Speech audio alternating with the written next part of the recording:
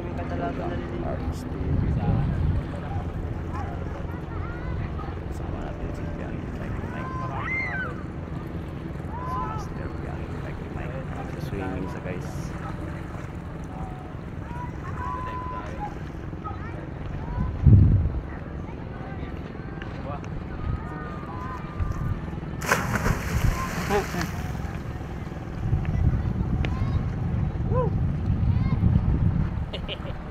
Di ni Biyaheng Bike ni Mike sa Boracay guys.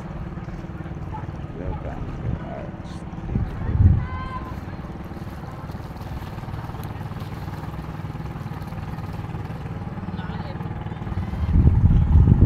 Ayos ang bisa. Mahirap lang umakyat.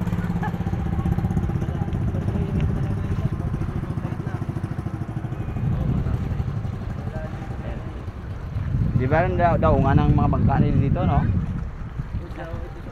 Oo, kaya malalim siguro na.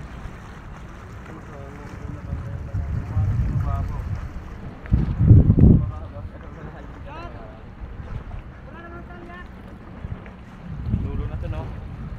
Ayun, katikla na yan eh. Di ba? Master Mike,